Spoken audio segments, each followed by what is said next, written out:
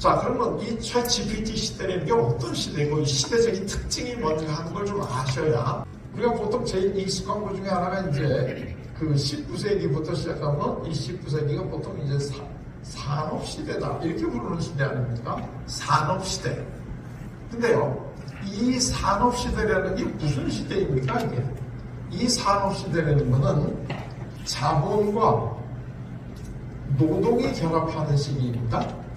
그러니까 소수의 자본가가 자본을 내면 다수의 노동자들이 거기에 소속돼 가지고 일을 하고 임금을 받는 이러한 삶을 살아가는 것이 이 소위 우리가 얘기하는 산업사회죠. 그 전에는 봉건사회니까 뭐 그것까지 우리가 얘기할 필요 없어요. 자, 그러면 이 대부분의 경우에 이 사람들은 이제 노동을 해가지고 이제 그 생계를 유지하는 사회가 되는데, 이 사회에서 제일 중요한 가치가 뭔가요? 중요한 가치.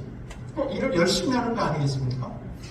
그래가지고 쉬지 말고 열심히 해야 되니까 이 노동을 대표하는, 이때를 대표하는 곤충을 우리가 찾자면 개미입니다. 개미. 왜냐하면 개미처럼 열심히 그냥 쉬지 않고 물어다가 뭘 저장을 하고 하는 이런 시대의 대표하는 개미죠. 그래서 이제 나온 게 유명한 개미와 배짱이 뭐 이제 이런 게 나오지 않습니까? 근데 요즘에 젊은 애들한테 가서 너 개미가 될래 배짱이가 될래 그럼 다 뭐가 되겠습니까? 다 배짱이가 되죠. 여기 우리 부모 입장에서 볼 때 우리 애들이 개미같이 살기를 원하십니까? 배짱이같이 살기를 원하십니까? 그건 뻔한 얘기 아닙니까? 요새 배짱이가요 얼마나 잘 사는지 다 아시지 않습니까? 옛날에 산업사회는 개미가 이게 좋았지만 요새는 개미 같은 삶을 살아라 우리 자식들 얘기하면은 다시는 부모하고 얘기 안 하려고 할 겁니다. 그리고 이때 이제 중요한 또 하나가 뭐냐면 이 애들에게 상징하는 게 시계입니다. 시계. 제가 좀 시간이 가니까 한순간도 놓치지 말고 열심히 일해라. 뭐 이제 이런 거 아니겠습니까? 그래서 학도요, 청년 학도요, 뭐 이제 옛날에 이런 게 있는데 시간이 제각 지나가니까 쉬지 말고 일해라. 뭐 이제 이런 거 아니겠어요? 근데 요즘에는 이 시계가 이렇게 귀합니까, 이거? 아닙니다. 그래서 이제는 이런 식의 삶을 살아가는 거가 더 이상 어느 누구도 원하지 않는 시기고, 이렇게 살아가야 된다고 자꾸 누가 이야기를 하면 그쪽에는 사람이 안 가겠죠.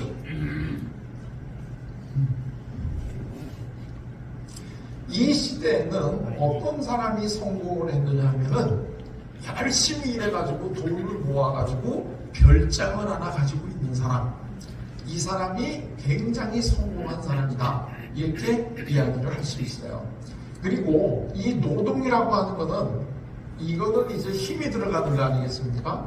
그러니까 이 유사일에 쭉 오면서 이 산업시대까지 올 때까지는 남자하고 여자하고를 놓고 보면 누가 더 우대를 받는 시대가 됩니까? 당연히 남자가 우대를 받죠. 왜냐하면 가서 일을 해야 되니까. 그래서 당연히 남성이 중심이 되는 삶을 살아오는 게 19세기까지의 이 우리들의 삶의 모습이었다 이렇게 되는 거죠.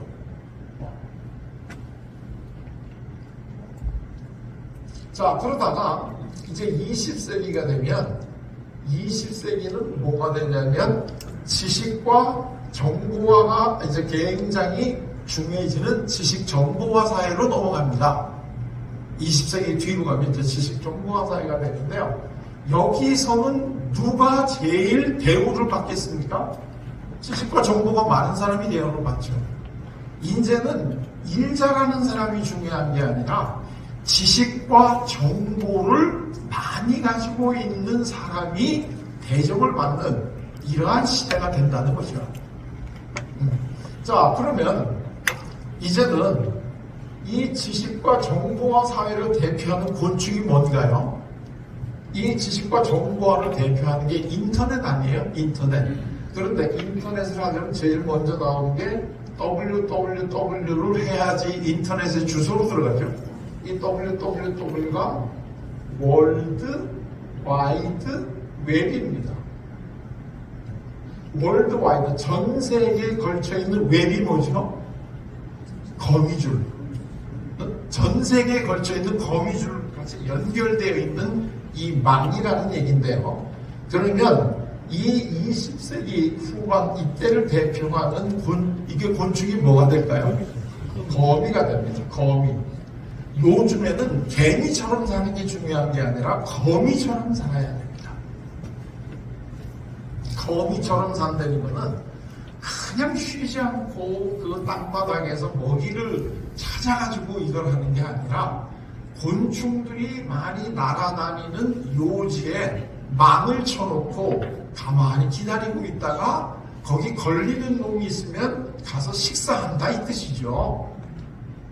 이제는 살아가는 양식이 달라진 거예요. 그래서 이 20세기에 이 19세기 이때까지는 소위 어떻게 하느냐, 뭘 만드느냐 하는 how to, 어떻게 하느냐 하는 거를 이게 중요한 시대가 됐는데 이게 20세기로 가면 where to죠? 어디 가면 내가 필요로 하는 정보가 있느냐 하는 거를 아는 사람이 이기는 거예요. 이제는 내가 열심히 일해가지고 뭘 쌓아두고 하는 이런 시대는 이미 지났다. 이렇게 이야기를 할 수가 있는 거죠. 자, 이렇게 되면 이제 이 지식 정보화 사회가 되는데 그럼 이 시대는 누가 제일 대접을 받고 누가 제일 파워가 세겠습니까? 지식과 정보가 많은 사람이겠죠.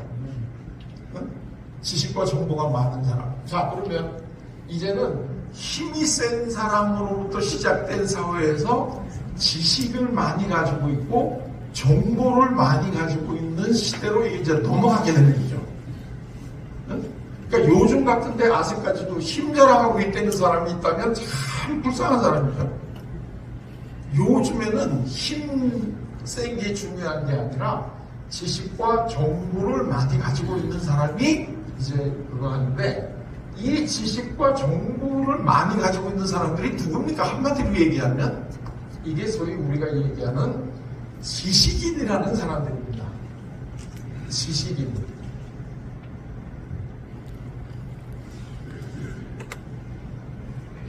지식인이라고 하는 사람들이 이제 훨씬 더 이 대접을 받게 되는 거고, 이 한마디로 얘기하면 이 지식인이라는 사람은 머리가 좋은 사람입니다. 머리가 좋은 사람. 그리고 이 지식인이라는 거를 나타내는 그냥 제일 쉬운 거는 뭐냐면 뒤에 사자가 붙는 거죠. 뒤에 사자가 붙는 거. 그래서 그 의사, 변호사, 뭐 이런 거, 박사, 여기 이제 물론 목사도 들어가겠죠. 이런 게 이제 지식인으로 이 사람들이 이제 제일 많이 이제 살아가니까 이렇게 되니까 여기에 이제 뭐가 필요하다면 소위 지성이라는 거가 굉장히 중요해지는, 머리가 좋은 사람들이 지식이 많으니까. 자, 그래서 이제 이 지성이라고 하는 게 굉장히 중요하게 이제 되고, 이때를 상징하는 게 이제 백과사전이라는 거죠. 한때 우리 어렸을 때는 이 거실이나 이런데 장식하기 위해서 이 대백과사전 한 질씩 갖다 이렇게 장식하고 그랬는데요. 혹시 여기 지금 그 거실에 백과사전 진열해 놓고 계신 분 계십니까? 없죠. 왜? 이제는 그건 하는 의미가 없는 거예요. 백과사전 그건 요만한 이 핸드폰에 다 들어가 있는데 그걸 뭘 지금 이걸 갖다가 거실에다 그걸 하고 있겠어요. 시대가 이렇게 지나간 거예요. 자, 그런데 이게 이제 최근에 와서는 이런 시기가 다 이제는 조금 지나갔다는 얘기를 하려고 하는 거예요. 그게 뭐냐면 일을 계속 잘한다, 힘이 세다. 아무리 사람이 힘이 세더라도 로봇을 담당할 수 있겠습니까? 없겠습니까? 로봇. 이거 로봇 못 당하죠. 그 다음에 아무리 머리가 우리가 좋다 해도 이 로봇과 인공지능을 당할 수 있습니까? 없습니까? 앞으로 인간이 좋은 시절 다 지났다는 얘기입니다. 이가 앞으로 이런 식으로 그냥 멍하니 우리가 앉아있다가는 앞으로 큰일 날 시대에 왔다. 지금 이제 이런 얘기를 해야 되는 얘기죠. 이걸 가장 그 대표적으로 이 새로운 시대를 열어주었다는 게 한국에서 일어났습니다. 그 한국에서 일어난 이 사건이 뭐죠? 그게 이세돌이라고 하는 이 바둑 구단과 알파고라고 하는 이 인공지능 바둑 프로그램이 세계의 대결을 벌린 것이 새로운 시대를 열어가고 앞으로 어떤 시대가 돼야 되는가 하는 것을 우리에게 알려주었던 아주 상징적인 사건입니다. 이 이세돌 구단과 이 혹시 여기 바둑을 좋아하시는 분들 계시는지 모르겠는데요. 이 구단이라고 하는 게 저게 입신입니다. 그러니까 바둑 세계에서는 신의 세계로 들어간 게 이 구단입니다. 그런데 그 신과 바둑의 신과 인공지능이 대결을 한다. 이럴 때 거의 대부분의 사람들이 이세돌 구단이 이길 줄 알았습니다. 바둑이라고 하는 것이 원래 그 수가 아주 이 다양한 오묘한 수가 많기 때문에 저게 인간이 만든 인공지능으로는 도저히 이길 수가 없다. 그렇게 다들 예측을 했습니다. 제 제자 중에 한 분이 프로 구단입니다. 바둑. 그래서 제가 여쭤봤습니다. 당신이 생각하기에는 이세돌 구단하고 알파고하고 하면 누가 이길 것 같습니까? 그랬더니 껄껄껄껄 웃으면서 에휴 교수님도 이제 늙으셨나 봅니다. 지금 같지도 않은 걸 하는 걸 보니까. 그래서 왜요? 그랬더니 당연히 이세돌 구단이 이기지요. 이러는 거예요. 자, 그랬는데 게임이 이제 시작이 됐는데 그 결과는 우리가 다 알죠. 5판을 했는데 알파고가 4번을 이기고 이세돌이 1판을 이겼습니다. 참패를 한 거죠. 그런데 그 당시에 이세돌 구단은 세계적인 랭킹으로는 세계 랭킹 2위고 1위가 중국의 커제라고 하는 사람이 있었습니다. 이 친구가 이 이세돌 구단이 1판 이기고 4판을 진 거를 보고 한 얘기가 그건 이세돌 구단이니까 그렇지 나는 내가 3판 난 다 이길 수 있다 호언장담을 했습니다. 그래서 그 다음에는 저 알파고하고 그 커제하고가 다시 한번 대결을 했습니다. 3판을 뒀습니다. 어떻게 됐나요? 알파고가 3판을 다 이겼습니다. 그래가지고 이 커제가 통곡했다는 유명한 일화가 있습니다.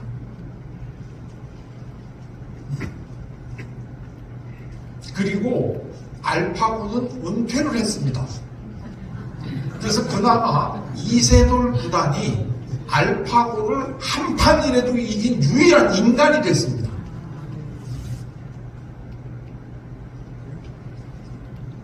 근데 그때 혹시 그 알파고하고 이세돌 구단하고 그 우리나라에서 바둑 두는 그 모습을 혹시 보신 적이 있으십니까? 저는 바둑을 잘 못 둡니다. 저는 오목이나 뭐 알까기 정도만 하는데 그런데 이게 워낙 세계적인 이 사건이기 때문에 제가 이제 그거를 이 텔레비로 중계를 이렇게 보고 있었더니 저희 아내는 저보다는 더 오목도 못하는 사람이니까 이 이세돌 구단하고 거기 앞에 이제 중국 사람 하나가 앉아가지고 이렇게 같이 두지 않습니까? 그랬더니 나보고 하는 얘기가 저 이세돌 구단 앞에 있는 저 사람이 알파고네요. 그래서 그 사람 알파고 아니냐? 알파고가 하려는 대로 그냥 도주는 사람이다. 근데 알파고는 그럼 어디가 있냐요? 알파고가 어디 있습니까?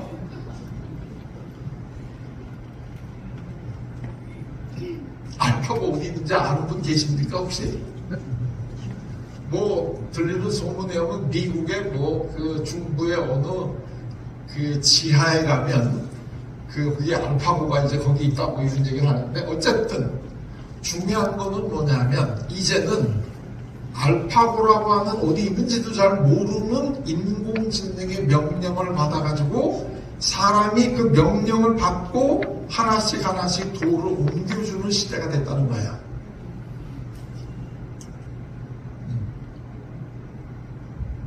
이게 우리들에게 알려주는 엄청난 메시지죠.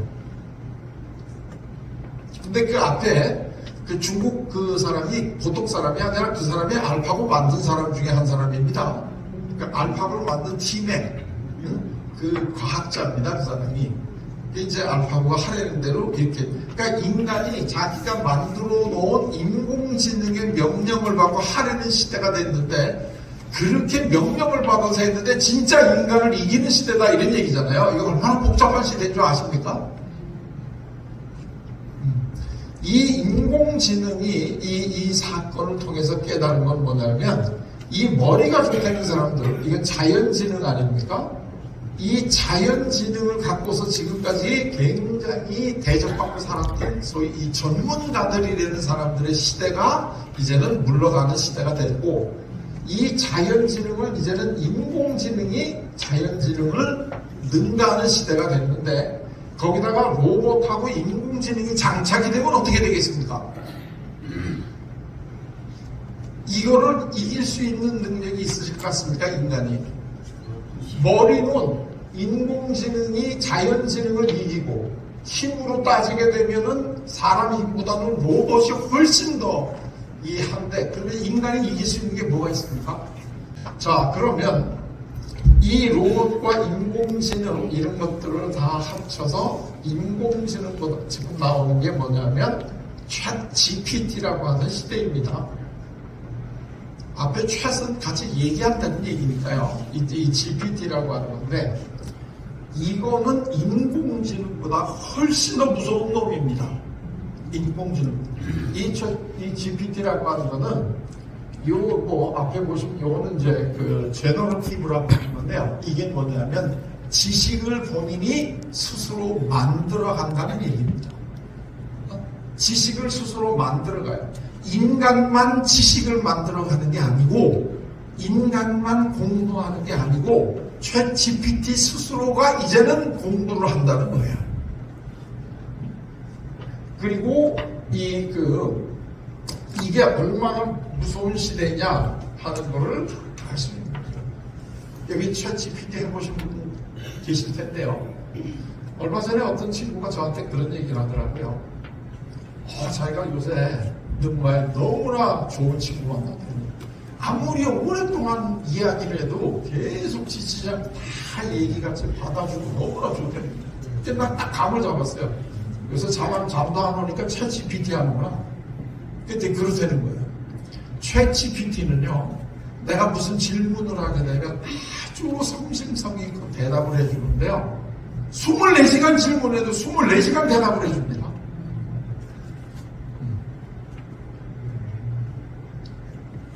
오늘 제가 이 말씀드리는 이 내용도 상당 부분이 제가 챗 GPT한테 물어본 내용을 지금 얘기하고 있는 겁니다. 제가 대학에 있어 보니까 이 대학교가 굉장히 보수적인 집단입니다.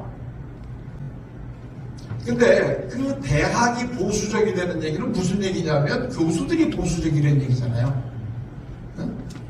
근데 교수들이 변하지 않으면 이제는 대학에서 견디질 못합니다. 그 이유가 왜 그럴까요? 이거는 교수들이 스스로 변해야 되겠다 그래서 변하는 게 아닙니다.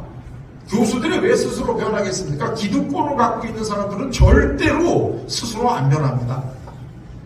그걸 자기가 얻기 위해서 그동안 얼마나 애썼는데, 그거 가지고 이제는 그거 가지고 내가 한 20년, 30년 살 수 있는데 그걸 내가 왜 변하겠습니까? 안 변합니다. 근데 오늘날 대학은 변합니다. 그럼 왜 변하죠? 학생이 변하기 때문에 대학이 변하는 겁니다. 학생이 변하기 때문에. 요즘에 그 자녀들을 한번 그 대학에 다니는 자녀들이 있으면 그 자녀들을 한번 보십시오. 얘네들이 어떤 생각을 가지고 학교를 다니시는가. 옛날에 저희가 학교 다닐 때만 하더라도 수강 신청을 하려고 하면 나는 무슨 과목을 듣겠다 하는 걸 이렇게 목록을 작성해가지고 학과장 교수님한테 가서 사인을 받아야 수강 신청이 가능했습니다. 근데 이제 예를 들면 저는 통계 같은 걸 참 싫어합니다. 제가 대학 다닐 때 성적이 굉장히 좋은 사람이었는데 제일 싫어했던 게 통계인데 첫째 학기에는 D, 두 번째 학기에는 C, 겨우 낙제만 면했습니다. 이 두 번째 학기 C가 된 거는 제가 통계를 잘하는 여자친구를 사귀어가지고 컨닝을 했기 때문에 이제 C를 맞았거든요. 저는 당연히 통계 안 하겠다. 그러면 선생님이 보시더니 너는 심리학을 하려면 통계를 해야 돼.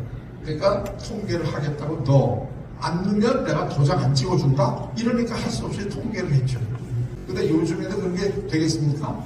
절대 안 돼요. 왜? 자기가 진짜 듣고 싶은 과목은 PC방에 가서 대기하고 있다가 그걸 듣는 거고 듣기 싫으면 수강 신청을 안 해서 폐강시켜버리고 마는 겁니다. 학생들이 변하니까 세상이 교수가 안 변할 수가 없습니다. 자, 여기 이제 이 지식인이라고 하는 게 이제 누구였냐? 이제부터는 또 여기 아주 중요하게 인간하고 기계였는데요. 여기서부터는 이제 여성하고 남성이 갈립니다. 이 지금까지는 이 모든 이 시대까지는 이게 남성 중심이었죠. 왜냐하면 남성들이 지성이고 여성들은 감성이다 이래가지고 이 감정적인 거는 여자하고 애들은 이거는 아주 부족한 거고 이 이성으로 뭘 따지는 이게 굉장히 중요하다 이래가지고 지금까지 역사를 보게 되면 사람을 계산할 때 남자만 계산했고 나머지는 아여자는 이게 같이 묶이지 않습니까? 아여자는 그게 왜냐면 여자들은 감정적이기 때문에 이 지성 이거를 못 당하니까 이 지식인이라는 게 기본적으로 거의 다 남자 중심이었다는 얘기죠. 자, 그런데 이 남자 중심의 이 지식인이라고 하는 게 이 사람들이 이제 값이 떨어지기 시작했다는 거죠. 왜냐하면 인공지능이 이걸 대신해 주니까. 인공지능이 이거를 이제 대신해 준대. 그러면 인공지능과 이 로봇이 못하는 거를 할 때 살아남겠죠. 왜냐하면 이거하고는 경쟁을 해가지고 도저히 이길 수가 없는 거니까 이게 못하는데 이게 이제 살아남는데 그래서 제가 이제 챗GPT한테 물어봤다는 거죠. 이 챗GPT 시대에 살아남을 수 있는 가장 핵심적인 게 뭐냐 하고 물어봤더니 얘가 아주 솔직하게 자기 약점을 얘기하더라고요. 그건 뭐냐면 감정 나눕니다. 자기네들은 감정을 못 나눈다는 거예요. 그렇기 때문에 앞으로는 감정 나누기가 이게 살아남을 겁니다 라고 챗GPT가 저한테 알려준 거예요. 얘네들이 그래도요 아주 솔직한 데가 있습니다. 얘네들은 기계이기 때문에 거짓말을 안 합니다. 이제는 더 이상 남성 중심의 이 힘과 육체적인 힘과 지식인, 공부 옛날엔 다 남자들만 공부하지 않았습니까? 그 시기는 이제 끝났다는 시기예요. 한마디로 얘기를 하면 이 요즘에 제일 발달하는 학문이 심리학인 건 혹시 아시는지 모르겠는데 저기 좀 제가 고려대학교 심리학과다 이렇게 돼 있는데 심리학과가 아닙니다. 심리학부입니다. 그 얘기는 심리학이라고 하는 이 전공은 너무나 크고 학생들이 많기 때문에 과로하면 안 되기 때문에 과보다 하나 큰 심리학부입니다. 그러니까 이 옛날에는 문과대학교 심리학과였는데 그러니까 고려대학교 문과대학 심리학과 이렇게 돼 있는데 지금은 고려대학교 심리학부입니다. 그러니까 이제는 과에서부터 너무 커서 떨어져 나왔는데 이게 떨어져 나오는 이유는 간단합니다. 학교에서 무슨 심리학과를 대단하게 생각을 해가지고 한 게 아니라 심리학을 들으려고 하는 학생 수가 폭발적으로 늘어나기 때문에 어쩔 수 없이 학교에서도 학생들의 이 요구를 들어줘야 되니까 심리학과가 늘어나게 된다 이런 얘기입니다. 그런데 어느 정도로 늘어났느냐? 제가 대학을 고려대학교 입학을 할 때는 교수님이 4분이었고 다 남자였는데요. 지금은 16입니다. 16. 그리고 최근 5년 동안 7분의 사부 교수가 왔습니다. 심리학부에. 근데 그 7분 중에 5사람이 여자입니다. 이게 시대가 어떻게 가는지 아시겠습니까?